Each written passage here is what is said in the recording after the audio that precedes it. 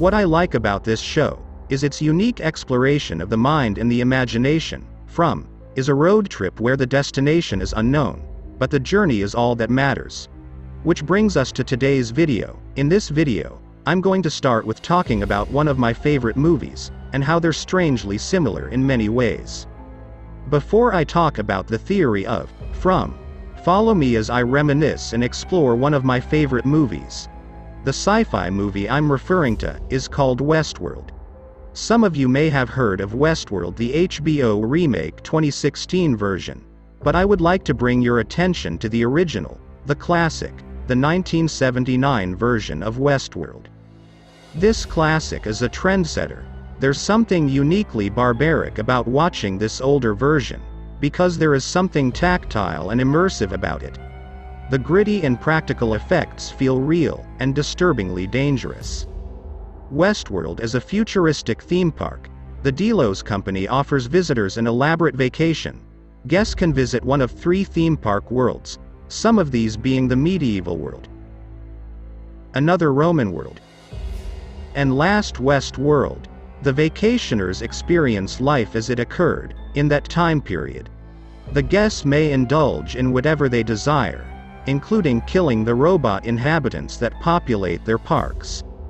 Guests can pretend to be gunslingers in an artificial Wild West populated by androids. After paying a sizable entrance fee, Blaine, played by James Brolin, and Martin, played by Richard Benjamin, are determined to unwind by hitting the saloons and shooting off their guns. But when the system goes haywire and Blaine is killed in a duel with a robotic gunslinger played by Yul Brynner, Martin's escapist fantasy suddenly takes on a grim reality. This is what I like about this particular show. It starts and ends on completely different moods. It's that transition from when the show opens up with the guests smiling in a jovial atmosphere, all coming to visit this place where they will be living their fantasies in this new type of theme park. But the show evolves quickly. It suddenly and spontaneously spirals into a nightmare. One of the best parts of the show is the actor Yul Brynner, who plays one of the renegade androids. His charisma and unorthodox looks makes for a strange combination, but in this case it works perfectly, because when you look at him you don't picture something dangerous. It's his deceptive appearance that adds to the menace of this deadly android, as he relentlessly tracks down his target without mercy or feeling. This brings us back to From. Since we know there is going to be some scientific elements to this show, could one of those elements be that this town is part of some experimental theme park, just like Westworld? When I approached this new theory from that angle, a lot of things line up. So, let's break down some of these odd similarities. Let's start with Jim Matthews. Jim Matthews' job description is a theme park engineer. That alone may not seem too out of the ordinary, but it's the connective tissue with everything else around that job description which starts to make that happenstance a little strange. Next is Jade.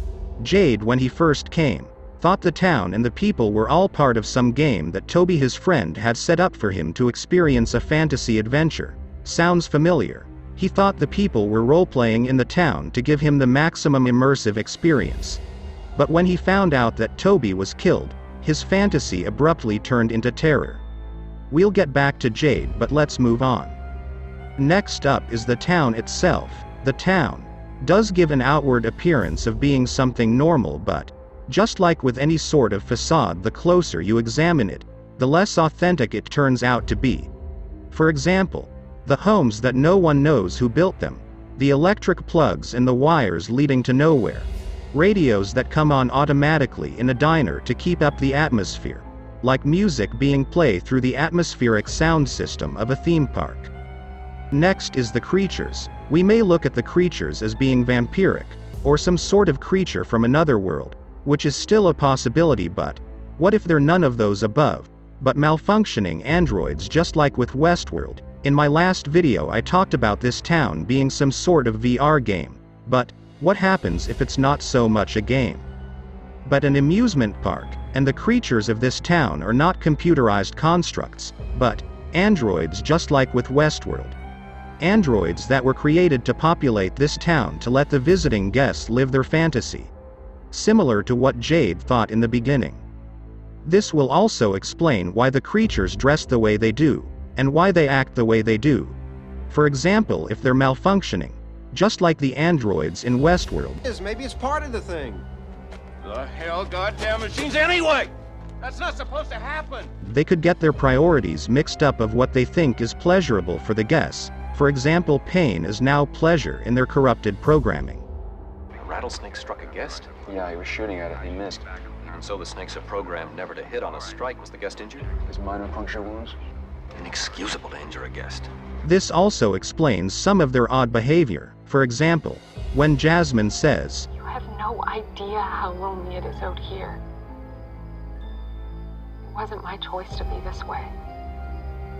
she could have said this because she knew about the malfunction. This theory could also explain why they would know all the townspeople's names, because androids would most likely be fully briefed on the guest background for the ultimate experience. I believe also this explains the tunnels under the homes. These are not so much caves, but more like access tunnels, maintenance tunnels for the town in this world. This also explains why they smile so much. They're not breaking their jovial characteristics according to their programming in regards to that aspect. Here's a little quick information about mascots that are dressed up at theme parks. A lot of times in their job description it is important that they never break character. For example, getting upset, yelling at the guests, performing in ways that are uncharacteristic of the avatar they are supposed to be embodying, and most importantly always keep the guests immersed in their fantasy by never breaking character. In conclusion, I believe this town could be like Westworld, and don't forget Westworld was only part of a bigger picture. There was medieval world, and Roman world. The town could be only a small part of a bigger amusement park. Some may ask, how can this be a futuristic android-driven town if this looks like it was built in the 1960s? True. But in science fiction stories, the science fiction part of it usually is loosely based on science fact. For example, here's a little fun fact. Disney World opened on October 1, 1971, but yet had some of the most advanced animatronics technology. Animatronics refers to mechatronic puppets. They are a modern variant of the automaton and are often used for the portrayal of characters in films and in theme park attractions. Disney's technology is so advanced in animatronics today, that here's one, called Stuntronics. It's dressed up as Spider-Man performing extremely flexible human-like aerobatics effortlessly. So, just like Westworld, their adventure turns to a nightmare as the robots malfunction, killing most of the guests. I believe this could be what happened to this place and still is. So, guys, what do you think about the nightmarish theme park scenario, where animatronics, or androids are running amok killing all the guests? Leave your feedback below, and as always, thank you for taking the time out of your day to watch this video. Till next time.